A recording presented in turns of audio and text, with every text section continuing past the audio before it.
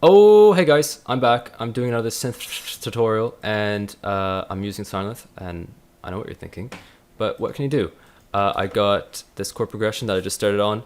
It's not very long, but it could be used for a song, maybe. I might use it, so if you want to use it, you got to change it, or do something different. I don't know. It doesn't matter. So here's what it sounds like.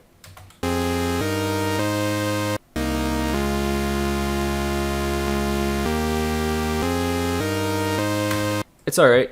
That's how I would rate it.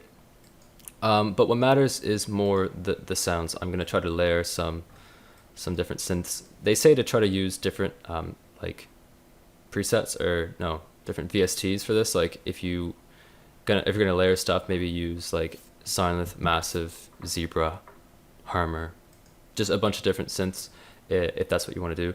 I kind of agree with this, but I'll probably just end up using Silent because it's just quick and easy. And yeah, so I usually start with the saw fundamental. So yeah, I don't know. I'm just gonna start doing stuff, and I'm not really focusing. But one of the major things is just adding a bunch of different like LFOs and stuff, or like envelopes. Give it some movement, especially when it's chords like this. The movement can help. Kind of think of it as maybe like when someone plays piano and there's like dynamics and volume and stuff that helps with the flow of everything. So it's kind of the same thing. You're helping with the flow and like the making your sounds sound more interesting, maybe less robotic, and it gives it more character as well. And I think I have an idea for what I'm going to do after this, and hopefully it works. But yeah, just I don't know. I don't really know what I'm doing when I'm doing these chords here. Or like just any type of chords, I usually go easy on the distortion, especially post distortion, obviously, because like the more notes you hit at once, the more it distorts, I guess, and it usually doesn't sound too good. But if I'm gonna do like one note leads, I can usually go more like intense or crazy with the good old distortion. Okay, so then I'll just do part B. The whole point of this whole layering thing, though, is just trying to create a unique and full sound, like I explained with the snares. Kind of the same idea. So try not to use too much of the same sounds layered on top of each other, because that won't really work. You might get a phasing issue. The same idea as what I explained in the last tutorial with the snares. The sound kind of has that low end, mid end, high end, and you can spend forever trying to make these sort of synths. But anyway, I should probably show you guys what this sounds like. Sorry about all the talking.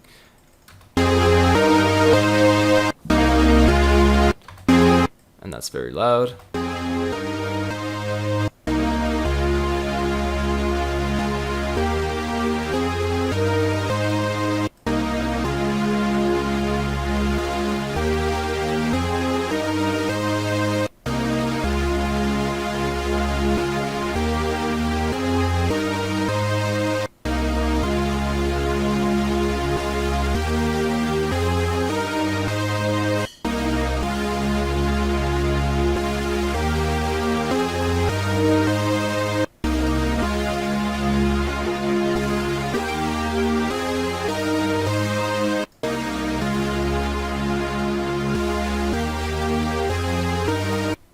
Okay, so I'll try to keep it clean and simple to begin with. If the initial sound is like already big as it is, it might be hard to add things to it. So it's kind of like the snares. Leave room for other stuff. Already not that there's not that much room already with it, but I'll just try to layer some things. Usually when I do this, like I'll have one that has like a low cutoff, and then I'll leave room for some other stuff.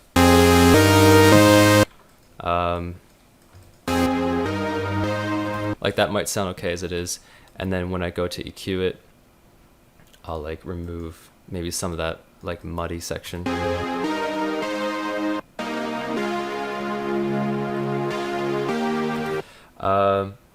But yeah, I don't know if I'll be able to do all the processing on the mixer, so I might just cut this video shorter and then do that in like a second part. But yeah, oftentimes I have like saw as like my first sort of waveform that I go to. It's just used for a lot of different stuff, really. But we'll try to go with something kind of like more siny, maybe. But yeah, try to like experiment with like the distortion and the pitch and the cutoff and just adding all this movement in the envelopes, and you can kind of get like a more interesting, less generic sounding sound, hopefully. Sometimes you end up sounding even more generic depending on how it goes.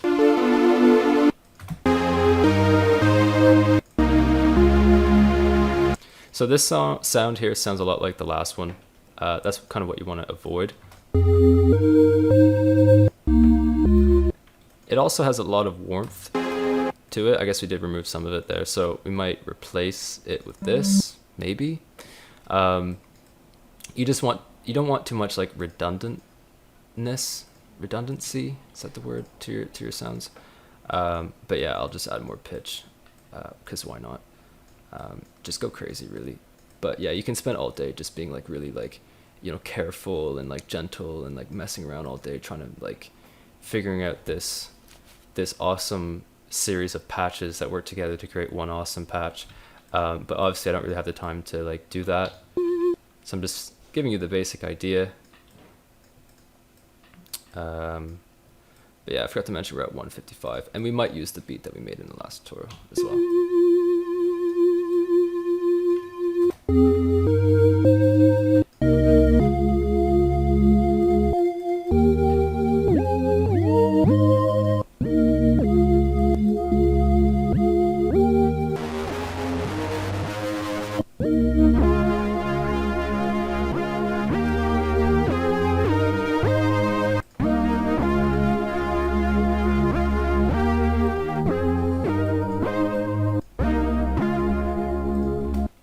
So try to go for like maybe a, I don't know, like I'll use like a phaser on this one.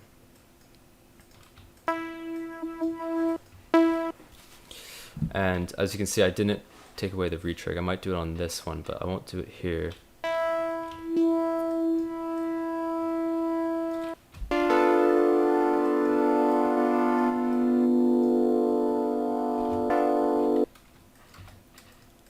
And one thing that you can do is actually change up the notes a little bit for some of your synths.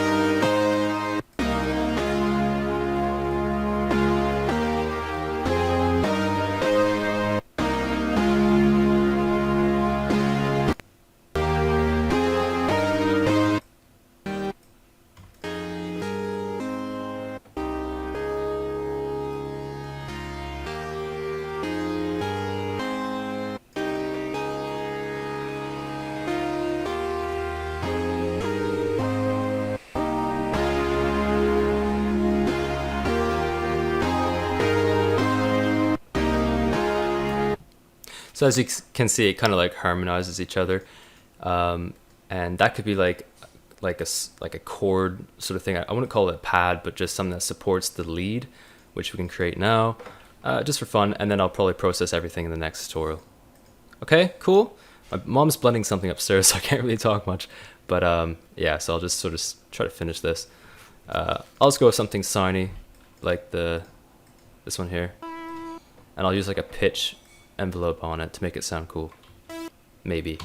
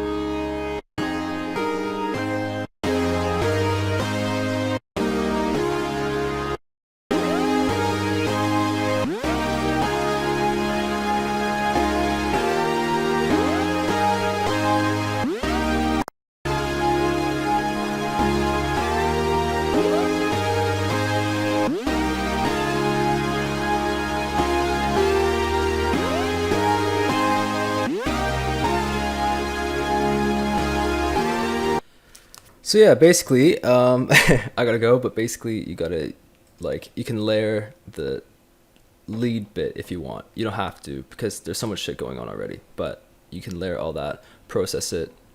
We'll do that in the next tutorial. I gotta go. I'll talk to you later, guys. Thanks for watching, and yeah, I'll see you in the next one.